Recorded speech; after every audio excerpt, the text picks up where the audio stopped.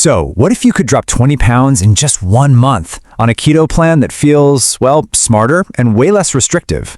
That's exactly what Dr. Berg's new 30-day challenge is all about. And today, we are going to break down how it works and what really makes it so effective. All right, let's just dive right in. And yet, let's just start with that headline number, 20 pounds in 30 days. Now, this isn't some random clickbait figure. It's the result of a really specific, structured approach that gets to the root causes of why we gain weight. It's a huge result that definitely got my attention, and I'm pretty sure it's why you're here too. And here's the hook.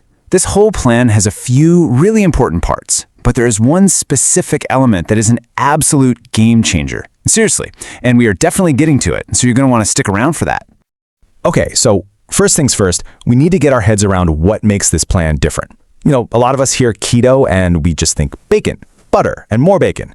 But this new approach, it's way more strategic than that. So let's get into what makes it stand out.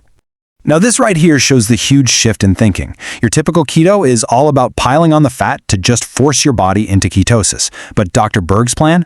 It's all about using nutrient-dense foods to balance your hormones first. The goal isn't just to slash carbs. It's about making you feel full and satisfied, which, let's be real, is what makes a diet actually stick. So what does this actually look like in real life? You know, day to day. It's built on a framework that is surprisingly simple and super effective. Let's take a look at the actual eating schedule that makes it all happen. The whole day is built around a 16-8 intermittent fasting window, which honestly was way easier to adapt to than I thought.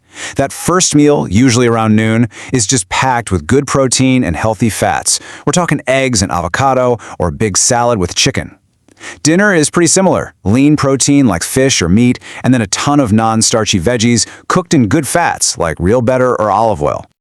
And this really is the fundamental rule. You can nail the timing and the macros, but if you're eating junk, you're just missing the entire point. It's not just about the numbers. It's about the quality of the food you're putting into your body. All right, let's get into the numbers, because this is where a lot of people go wrong with keto.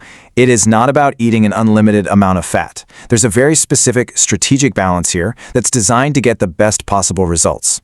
And there it is. We're looking at roughly 50% fat, a really solid 35% protein, and only about 15% carbs. Now look at that protein number again. It is way higher than what you see in a lot of old school keto plans, and that is 100% on purpose. So why is this so important? Well, this exact balance lets your body tap into its own fat stores for fuel, while that higher protein amount makes sure you're not losing precious muscle. Plus, protein keeps you feeling full, so you're basically sculpting your body, not just making it smaller. And what about those carbs? Well, we're keeping it under 30 grams of net carbs a day. And if you're new to this, net carbs is just your total carbs minus the fiber. The key is that these carbs are coming from things like leafy greens, not from some processed keto brownie. Okay, here we are. This is the part that was teased right at the start. This is the single biggest thing that so many people doing keto, whether they're beginners or veterans, totally miss. And it is the difference between feeling amazing and quitting after 3 days. So let me just ask you this. What do you think is the number one reason people give up on keto? Is it the cravings? Feeling restricted? You know, the answer might actually surprise you, because it has almost nothing to do with the food. The answer is dehydration and an electrolyte imbalance. It's simple, really. A keto diet naturally makes you flush out a lot of water and key minerals.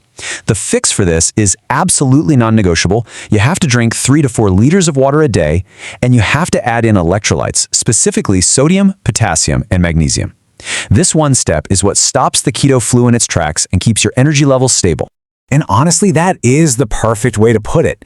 Getting your electrolytes right isn't just some small tweak. It is literally like flipping a switch. The brain fog just vanishes, your energy comes roaring back, and suddenly the whole diet feels not just doable, but actually pretty great. Okay, so obviously the diet is the star of the show here, but there are a couple of other lifestyle things that play a huge supporting role. These are the things that maximize your results and just make you feel good. Yeah, exercise is important, but the kind of exercise you do really matters here. The focus is on low-intensity stuff, like going for a walk or doing some yoga. This isn't about crushing yourself at the gym. It's about working with your body to lower stress and encourage fat burning, not to exhaust it while it's adapting. And you can have the perfect diet, but you absolutely cannot cheat on sleep. It has to be a priority. Sleep is when your body does all its recovery and repair work, and it's when it regulates the very same hormones we're trying to fix with this whole plan. And let's just be real for a second. The first few days can be tough. You're probably going to feel a little tired, maybe have some cravings. The most important tool you have here is just persistence. You have to push through that first phase. Knowing that it's temporary is what gets you to the other side where you start feeling amazing. And that brings us right back to where we started. After 30 days of this structured, nutrient-first, and most importantly, properly hydrated plan, the end result was a 20-pound loss. It's just powerful proof that focusing on your body's health, not just on cutting carbs, is what really works. So I guess the big question to ask yourself is this. Whether you're thinking about keto or not, could this be the missing piece for you? Shifting your focus from just what you're cutting out to what you're strategically adding in to support your body's needs, could that be the key you've been looking for?